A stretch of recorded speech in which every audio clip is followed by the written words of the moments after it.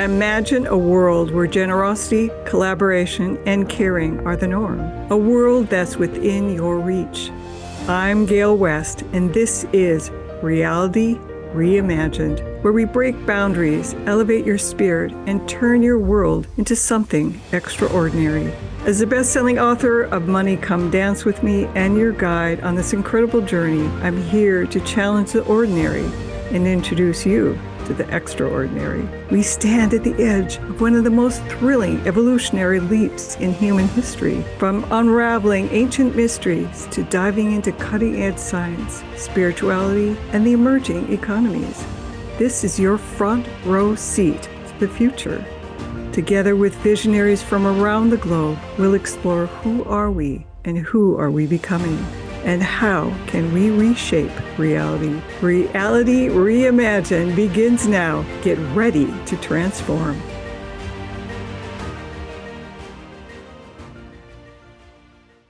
Hello, this is Gale West. You are on Reality Reimagined, where we ask you to transform your world into something truly awesome. And I have with me my guest, Robert Dvořák, who's a professional artist, speaker, and teacher. He's given over 30,000 presentations promoting creative thinking, personal awareness, imagination, vision, and risk-taking for corporations, art associations, colleges, universities, and elementary school teachers. He received a Bachelor in Architecture from the University of Illinois and a Master of Architecture from the University of California, Berkeley. He draws from an rich background of unusual experiences for his presentations. He's written numerous books on drawing and traveling, including Travel, Drawing, and Painting, the Practice of Drawing as Meditation, Drawing Without Fear, the Pocket Drawing Book, The Magic of Drawing, and many, many, many more. I'm so happy to have Robert Dvořák as my guest. I met you, where was it, Robert? Well, it was about a month ago, and we did a class together over on the coast. Yes, on the coast, and it was lovely. I had so much fun, and so I introduce everybody and ask them the same question. Since this is Reality Reimagined, what is the new reality you imagine for our world right now? Oh boy! I think that the main thing is that people have to become aware, and that's what I imagine. I imagine people being mindful, and living their life with care and realizing the preciousness and the value of the life experience that we have on the planet. And then from that, I can see that the spin-off of that will be a beautiful planet. So that's kind of my and what I do is when I teach people the power of visualization, which I call creating pictures in your mind that create the kind of reality that we want. And that's what everybody has to do. They have to create the reality of the planet that they want to see in their mind. And that is the essence of what I do and what I'm about. And I thought that I might start today by wait, one more question. And that is, what brings you hope for the world? What brings me hope? Oh boy. Well, I can see there is a huge change going on, and the people that I meet and the people I talk to, I mean, so many more people are meditating now. So many people are interested in their spirituality, in their personal development, and this has been going on for the last as long as I've been living. But I started meditating back in the 70s, and that was when meditation was a new thing.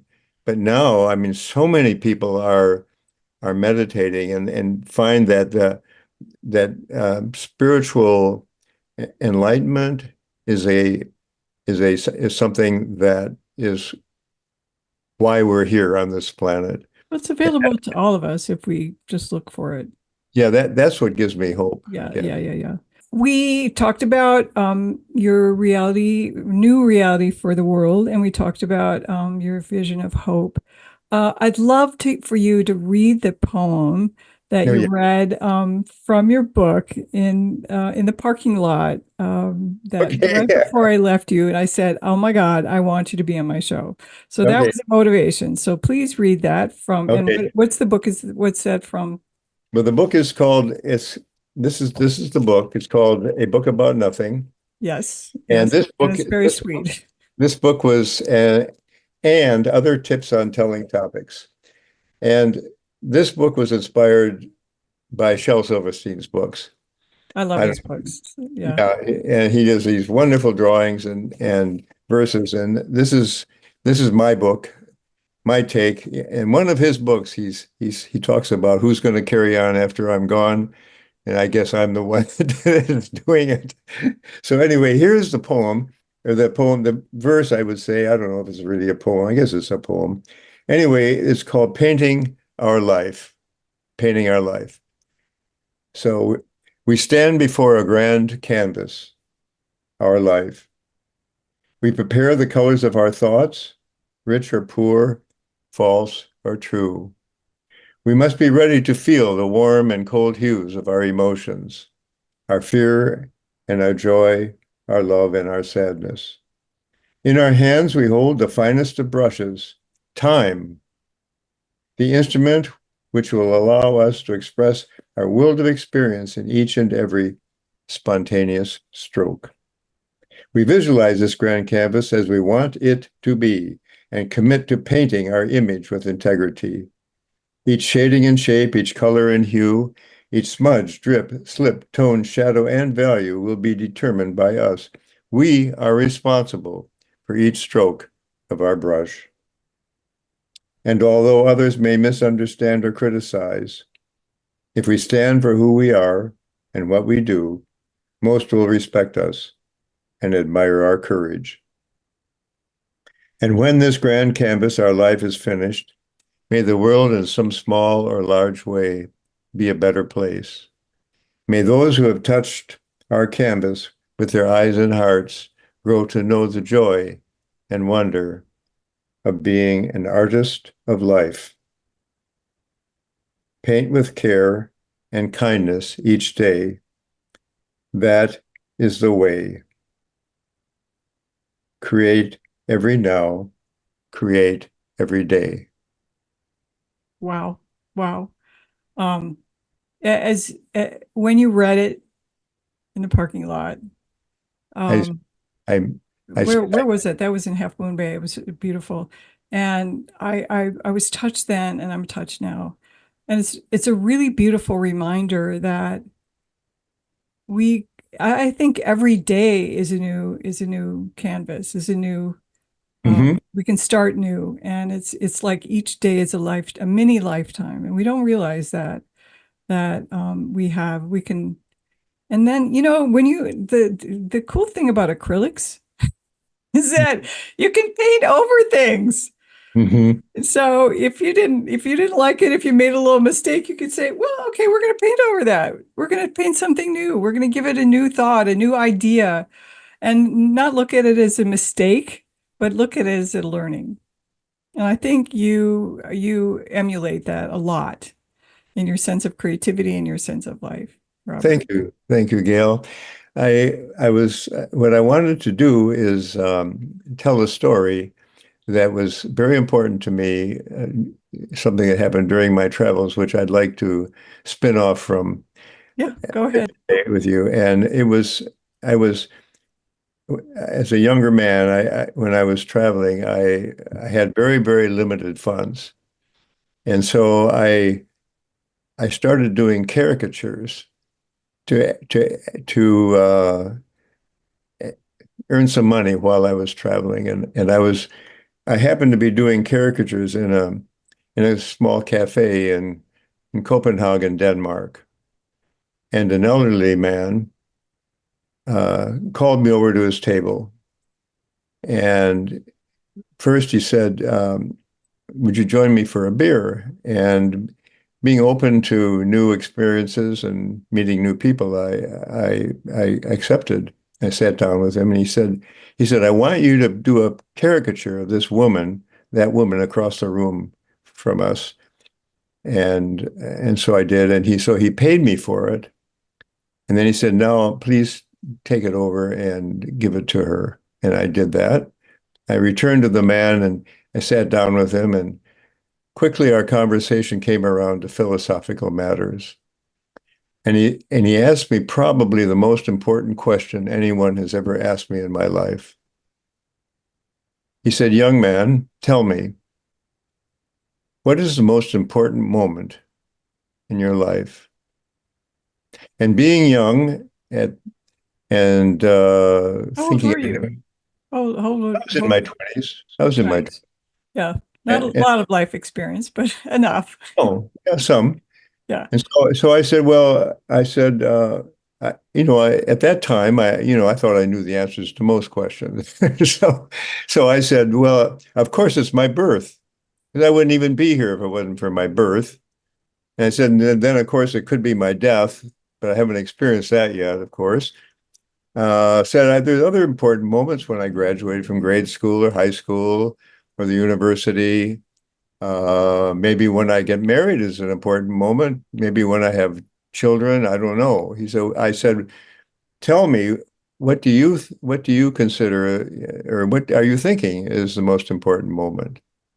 And of course, he said, the most important moment in your life is right now. Wow. Wow. And Hello.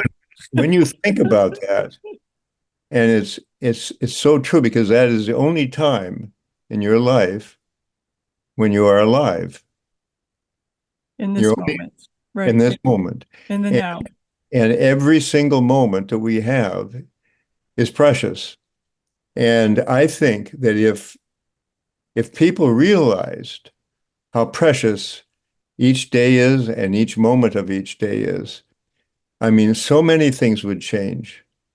So many things. I mean, I think about all these young kids who are spending hours on TikTok or Instagram Reels. I mean, are they going to, when they pass on from this world, are they going to wish that they had spent more time doing that? I would think not. I would think that I mean, I just think that it would just, if people were just more aware of every single moment they have. And I've been tr since I met that man, I have been trying to live my life that way. Mhm. And I try to live as if each moment of my life is very, very valuable and very, very important to me. And It's interesting because I was at a concert this past weekend, and one of the guys had COVID, and he was really, really sick, and he was heading out the door. And he said from that moment on, he decided like every moment is precious. And I think there's another book by Larry Dossey, Cancer is a Turning Point. And oftentimes when people get that diagnosis, all of a sudden they go, oh, whoa, it's life is precious. Life yeah, is precious, and people don't notice a lot. I remember a friend of mine who had a cancer diagnosis, and she said, "Oh, I just started noticing things there. I noticed the flowers, and I noticed the trees blooming, and I noticed." I'm like, "You just noticed that?" mhm. That's And well, it's that's it's why. true. We don't see because we're so busy being either in the past or in the future, That's right. and not in And the moment. and the present moment is the only time when then you can even consider what you're going to be doing in the future. So the present moment is the moment that is the time when you visualize what's going to happen in the future. And Right. so it makes it very, very powerful. In fact, well, two things I wanted to mention here. There's Eckhart Tolle wrote a wonderful book. Are you familiar with Eckhart Tolle? Yeah, the power of now. Yeah. Yeah. wrote The Power of Now, which is really an excellent book, and is about that idea that is so powerful.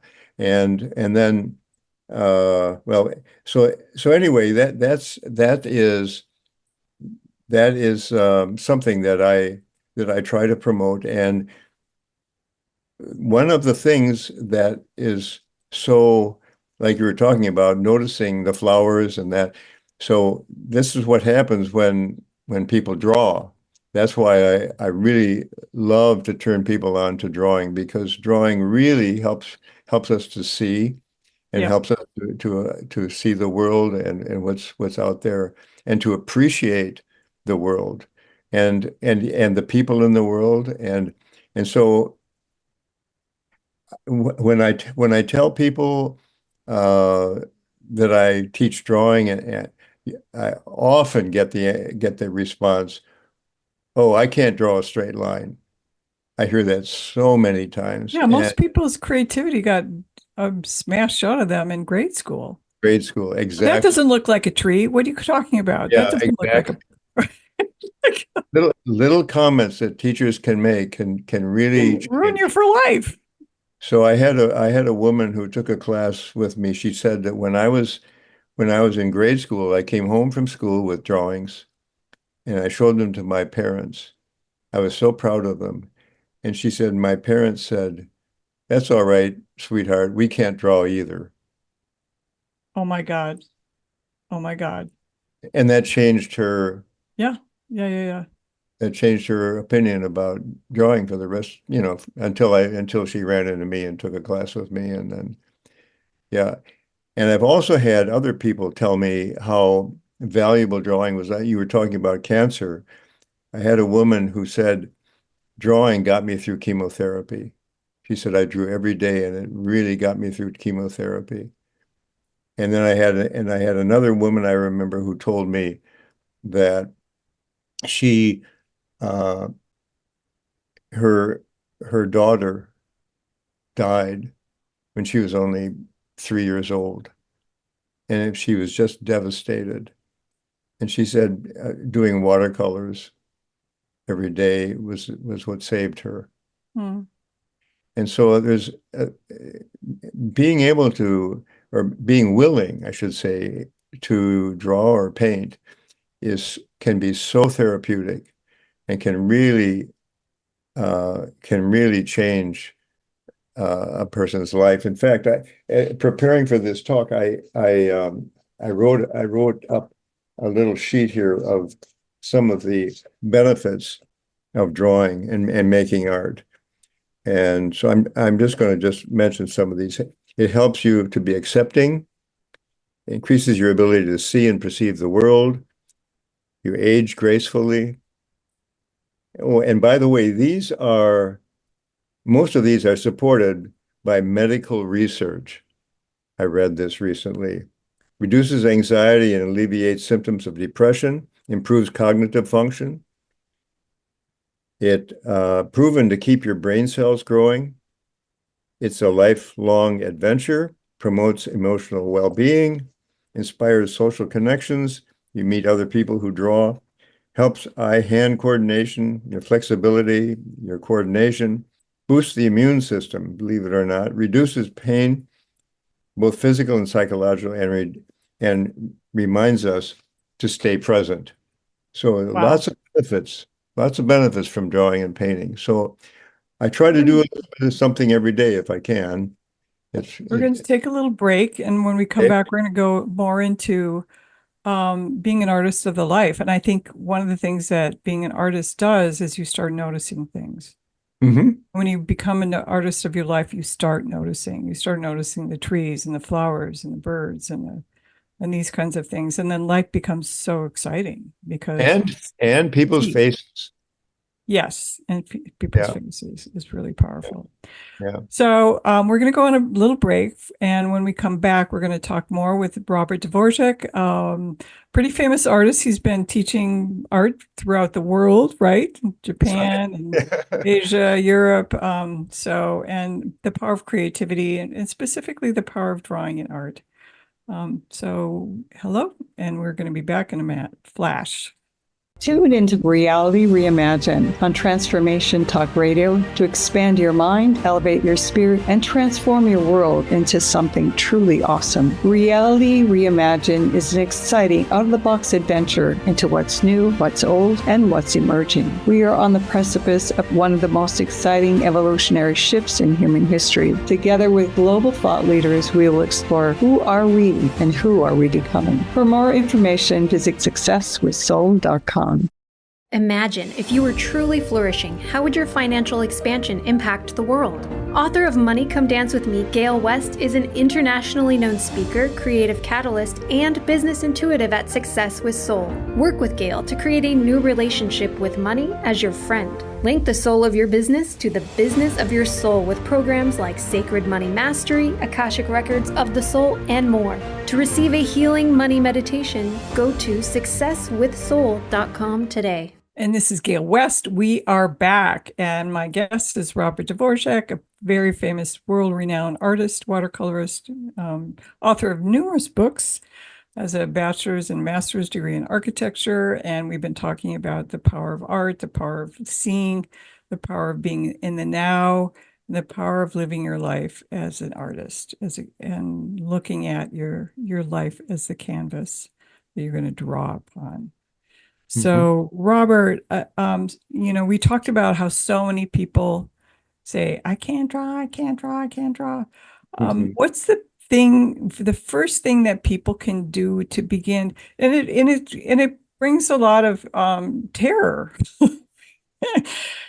self-judgment, judgment of others. And so, the stick people, like, hello, what's the first thing that you recommend people do to just put line to paper so Okay, they begin to feel comfortable?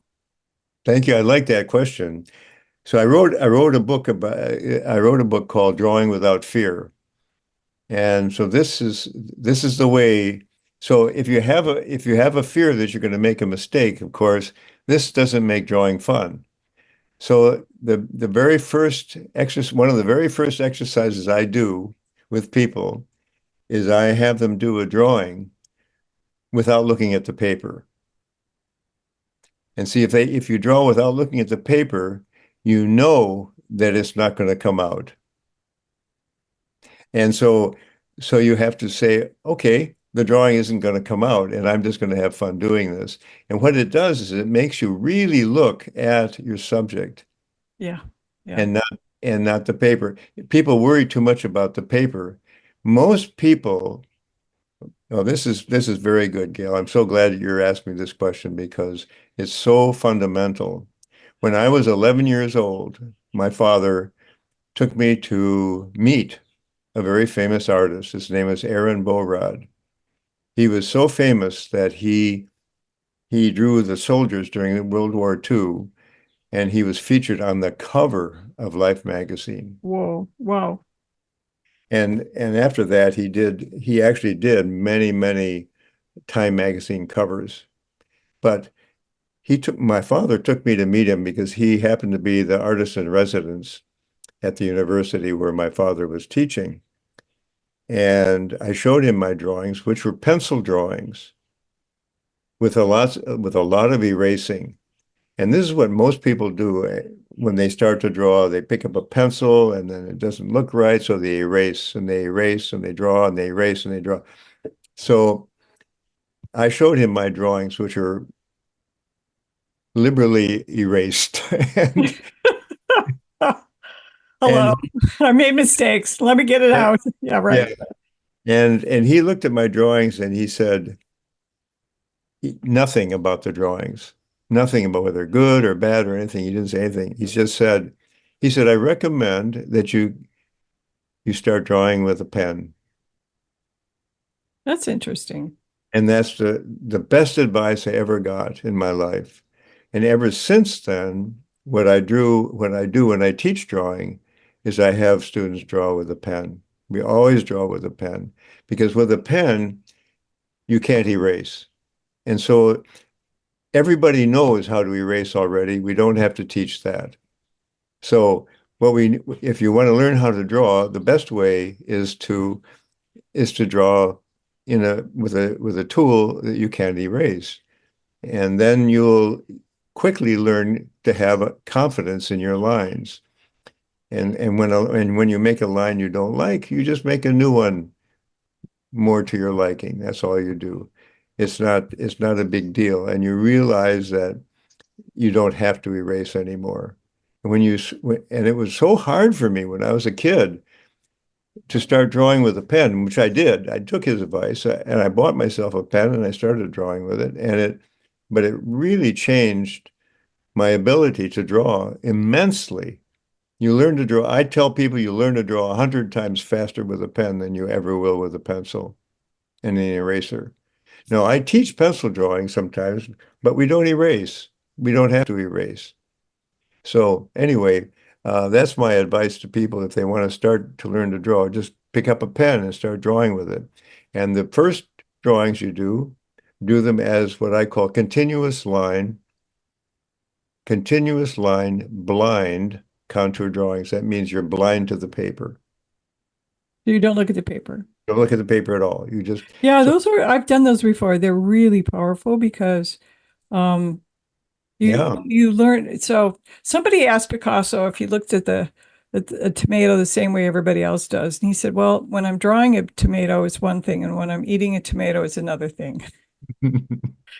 So you really learn to see. When I look Yes. back at some of the drawings that I had, I have a little sketchbook where I was drawing in a little room in Hong Kong. I am back in that room. It's not a particularly beautiful little sketch, but I'm back in that room in that moment, looking at what was hanging here and what was there, and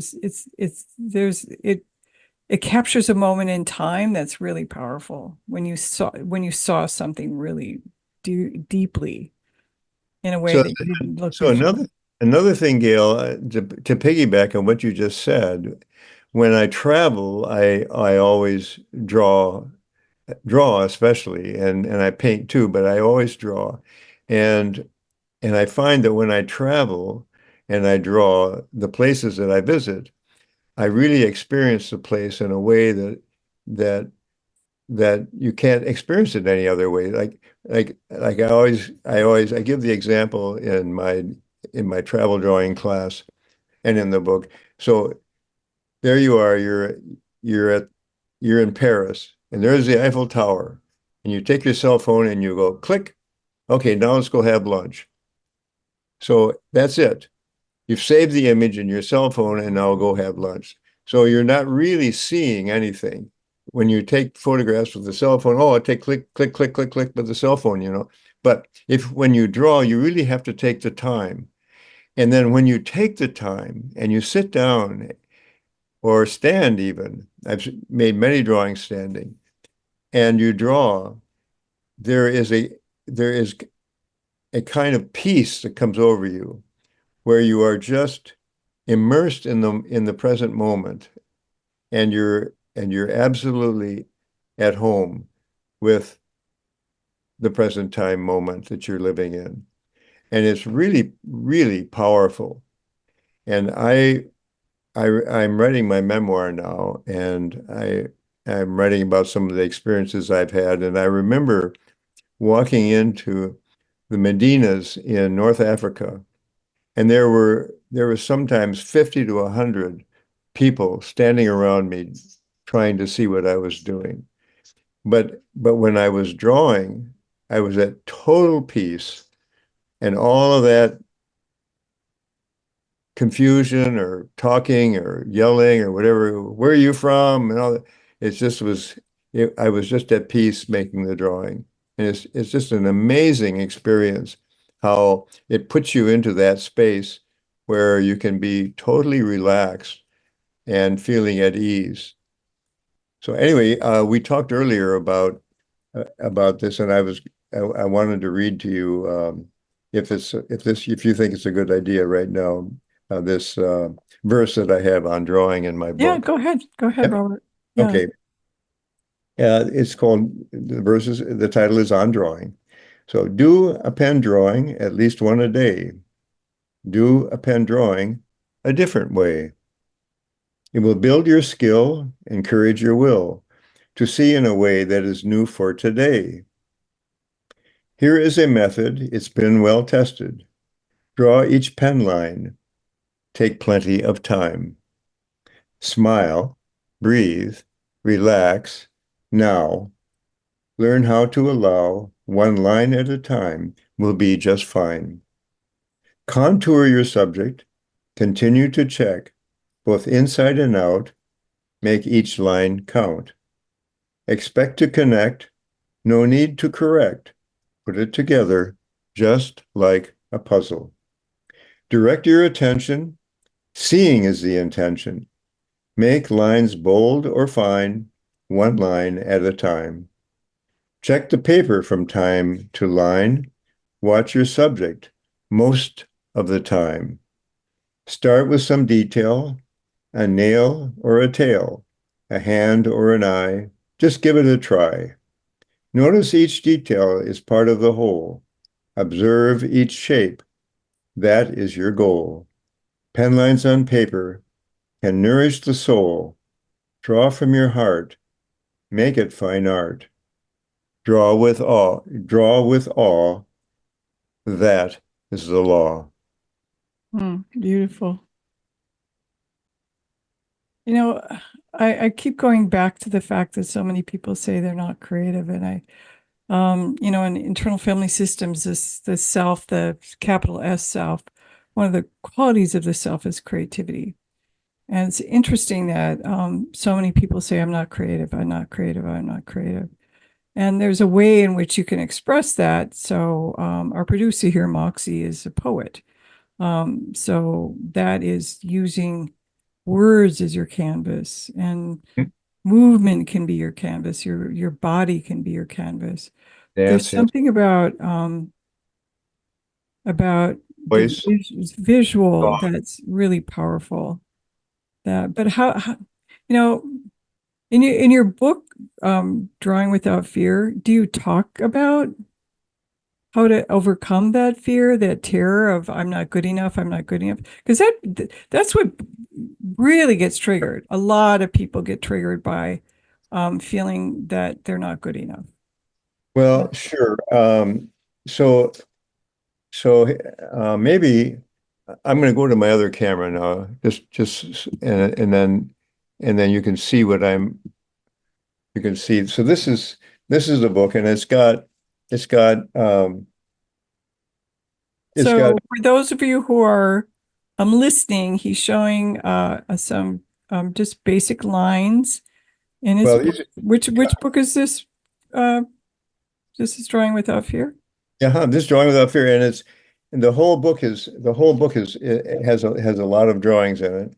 But what I did is my two sons were 4 years old and 6 years old when I did this book, and I included some of their drawings in the book. And this drawing is a 4-year-old drawing. So it says, drawing is a simple experience. Drawing is an experience. It is a simple process. Drawing is a creative activity. I'm just going to read just a couple pages here. When you draw, you make something that has never been made before. It cannot be made by anyone else on this earth or in this universe. It can only be made by you. You are the only one who can do that drawing now. Tomorrow you will do the same drawing, but you will not do the same drawing, but a different one. Today's drawing is unique to today. Your drawings are valid because you made them. Thinking about drawing can be distracting. Judging your drawings can be counterproductive. It can end your drawing process. It can end your creative process, sorry. Judging is labeling. It is deciding on value. The higher the value, the more satisfaction. The lower the value, the more disappointment. The authority is your reason. Sometimes one's reason is incorrect. Don't always trust your reason. And this is the last one I'm going to read. You can decide that a drawing is okay or not. Fine. Know that you have the ability to make and the privilege to make that choice. Other people cannot make it for you, not an expert, a teacher, a friend, a relative, an artist, or a critic. Only you know how you feel about a drawing.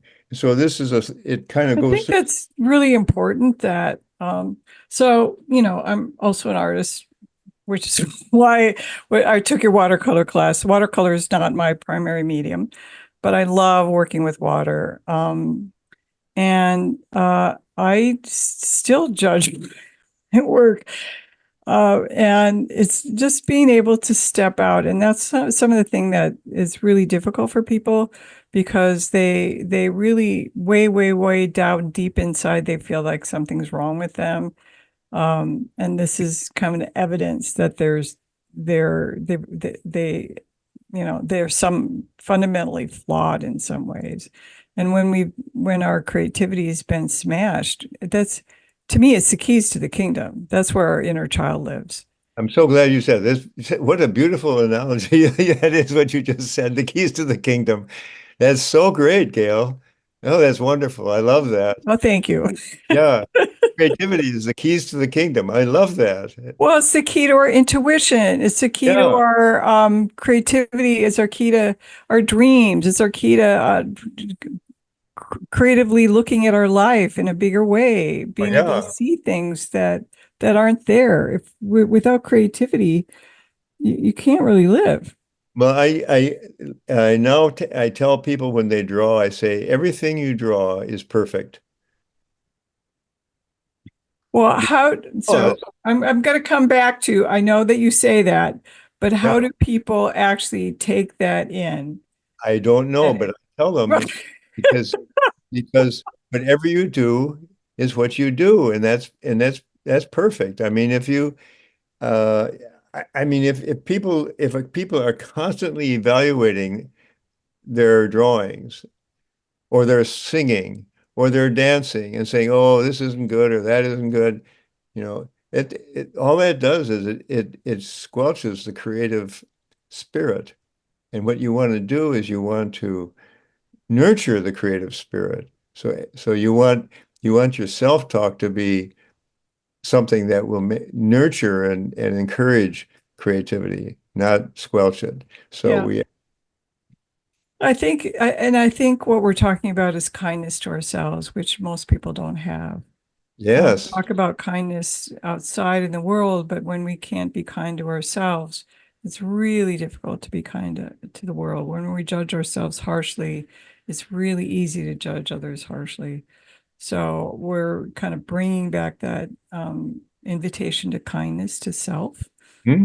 And I have a friend of mine, my friend Henry McAlevey, who is also an artist. He has this theory of the book of mistakes, which I think goes with what you're talking about. And he says we all come in with a big book of mistakes, and you got to use them up. Oh, So if you get to the end of your life and you haven't used up enough mistakes, you're kind of screwed. So when you look at something, you go, "Whoa, it's not perfect. Oh, good, I used up a mistake." yeah. You I can look always at it that way. So it's not that you did something wrong, you used up no, a mistake. Yeah. I tell people mistakes are gifts. Yeah. Right. It's like, and so if you could look at all these things as, oh, good, I used up a mistake. Great. That's awesome. Sometimes when you're trying to be creative, you make a mistake and you look at it and you say, "Oh, but I like that." Yeah. That's And it happened turns over and out to be over the again. mistake is something that really is something you really enjoy a Right. lot. You do Right. more of.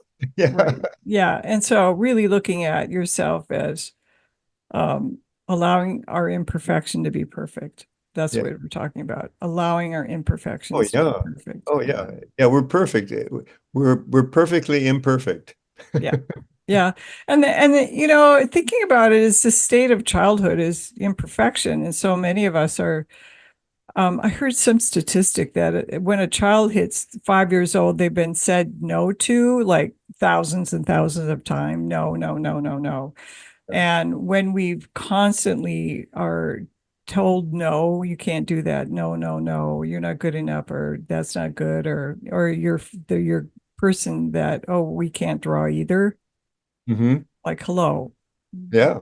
then that goes in, and then we have to kind of retrain the brain to say yes. Just say yes. Hmm. Yeah. Yeah, and to see others with compassion Right. and to know that they're also going through that, they have that they've grown up with, and they are also struggling sometimes with that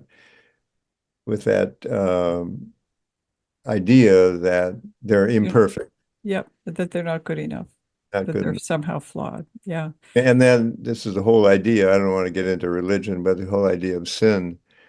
And uh, Laura Huxley, Aldous Huxley's wife, wrote a wonderful book years ago. It's called "You Are Not the Target," and it's about the fact that you aren't the target. You are not that. Sin is is simply missing the target.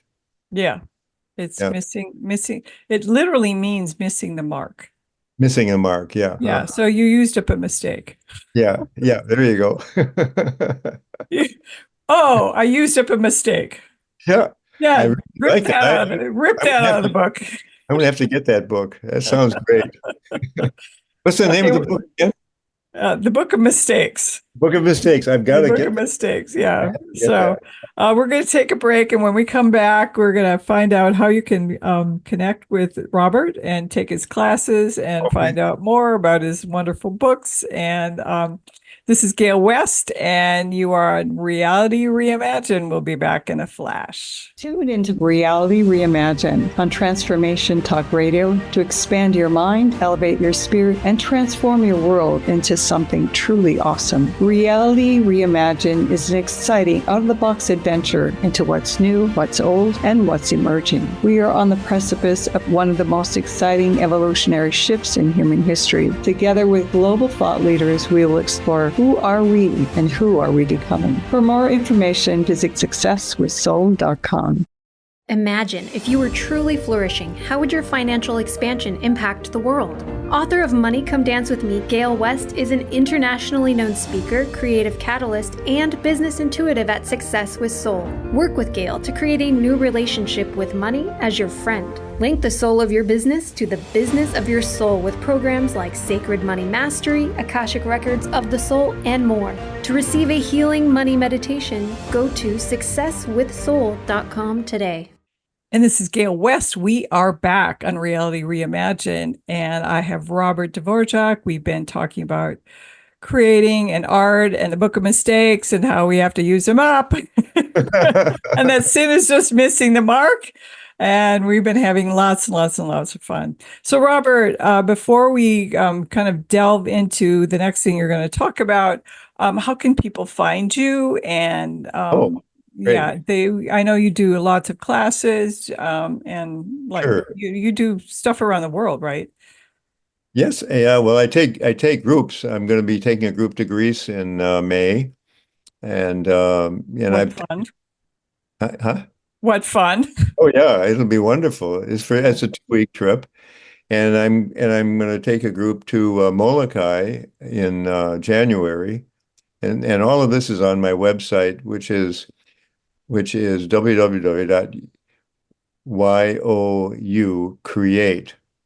www.youcreate.com. That's my Youcreate.com. Yeah. youcreate.com. Yeah, Yeah. that's my website that has all of my trips and my classes and some of my artwork too. And then I have another website which is my name, Robert Regis Dvorak, and that is .com. And that is where all my art lives, and my prints and my paintings, and that lives on that website, and my Okay. books also, and people can order them right on. It's a Squarespace website, and people can just order right on that website if they want, or they can also go to Amazon too. Um, And yeah, Dvorak is Dvorak. AK, Dvorak. yeah, DVRAK. Yeah. And then I also have an Instagram, which is kind of fun to look at. And sometimes I put a reel up on Instagram. I got a couple up there of drawing really fast. And my Instagram is Robert dot Regis dot Dvorak. That's my Instagram name.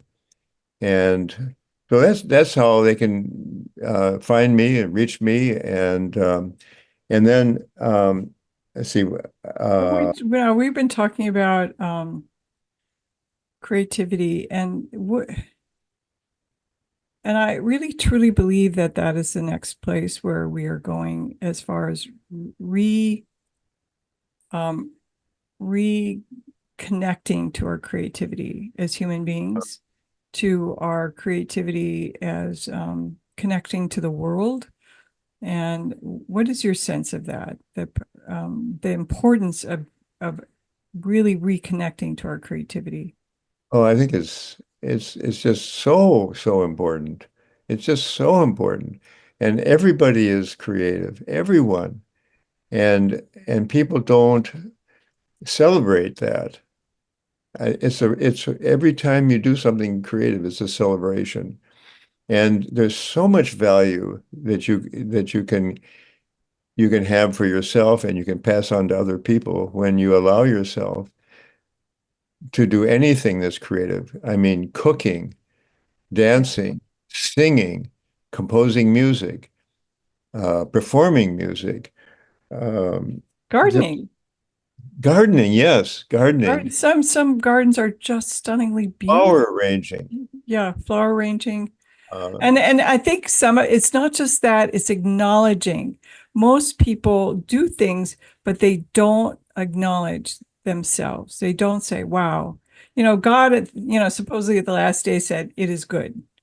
He's, if you could look at it as a metaphor, but acknowledging that our creation is essential, because that is a completion of creating.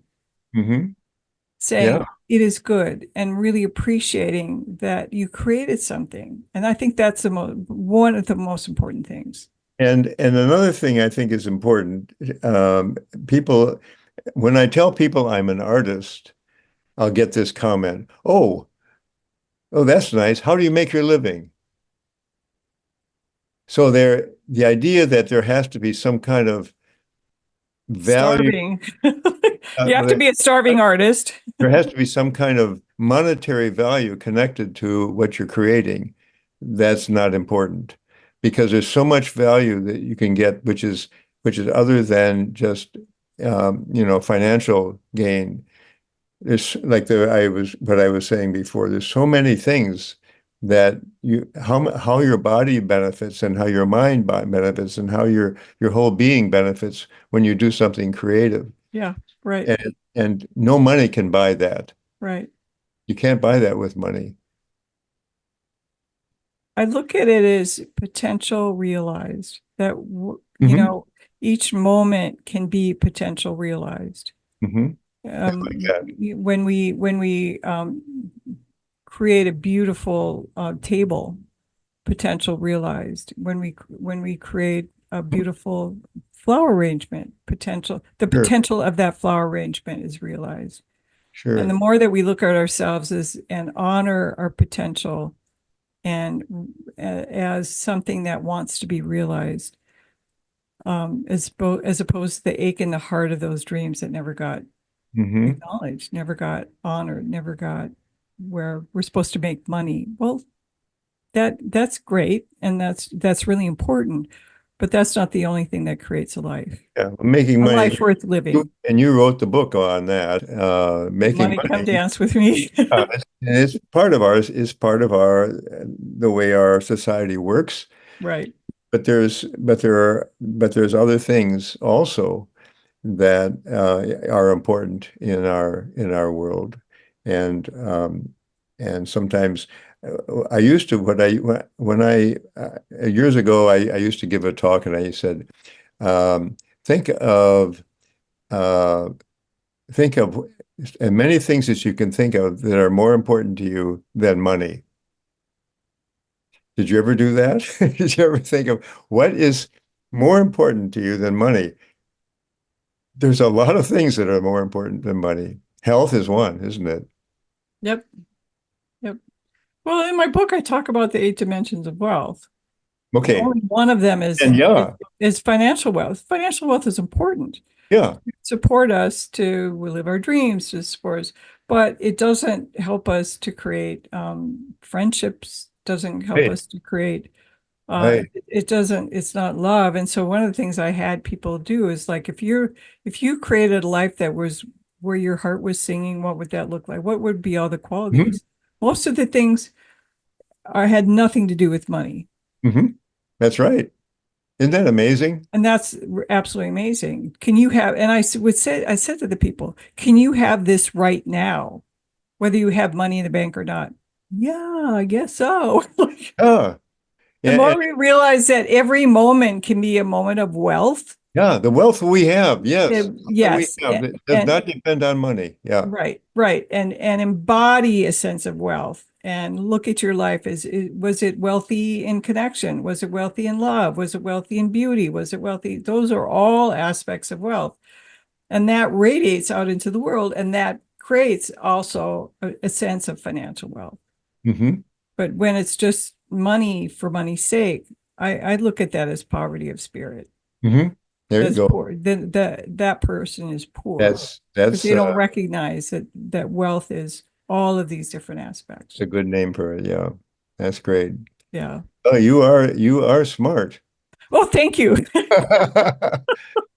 I really I've respect been told I'm wise, you very are. You wise. are. You are a wise. You're a wise person. Yeah, Yes. thank you, thank you. I'll take that in. This is what my this is what my this is a page from my memoir. And when I talked earlier about the man in Copenhagen, this is the man in Copenhagen that told me about the most important moment in my life. That this is a story, and then this is a port an image of him. And what for those of you who can't see, it's a picture of an old man with lots and lots of lines and a hat on his head. It's really beautiful. Yeah. And And this this is is a another church. page from my memoir, which talks about hitchhiking to London and what my experience in London was like. And there's a sketch that I made of the Westminster Abbey in London. So this is this is, and then also I have in italics, I have little journal entries that I made at that time. And and this journal entry happens to say, it's a sad day. It's a sad day when a man can't do something to help another out, governor. That's a statement. Okay. These are the words of a newspaper man standing selling papers in Piccadilly Circus when I asked him for some telephone change, and he obliged. So Robert, I'd love for you to share your story of meeting Viktor Frankl. Oh yeah. Oh, And we you only have a few minutes left, but I you think, gave the punchline away. yeah. Well, So, okay. Well, I was uh, and and for those of you who don't know who Viktor Frankl is, he wrote the book Man's Search for Meaning, which is one of the most powerful books I've ever read. yeah. So go ahead. Powerful book. Well, I was, and this is so strange. I mean, the people that have come into my life spontaneously, and I've just been in the right place at the right time. This is one of those examples, and this has happened to me so many times. But I was in Salzburg, Austria, and I was hitchhiking to Vienna. I wanted to go to Vienna to to visit the art museums there and to go to the opera.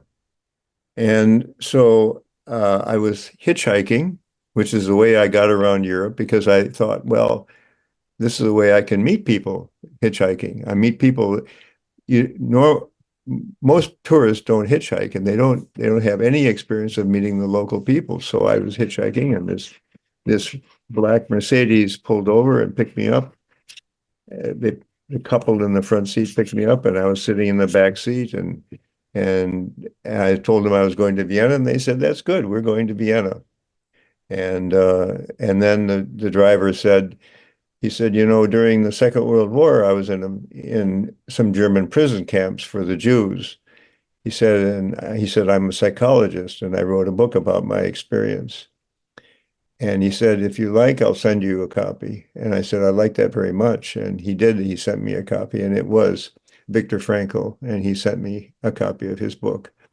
So it's interesting how people come into your life that can, and so now I want Gale, I just spin off of that story. I just want to say that when I meet anyone now, I always realize that probably I'm supposed to meet that person. Like you, for example. When I met you, I was supposed to meet you. You came into my class because I was supposed to meet you for some reason.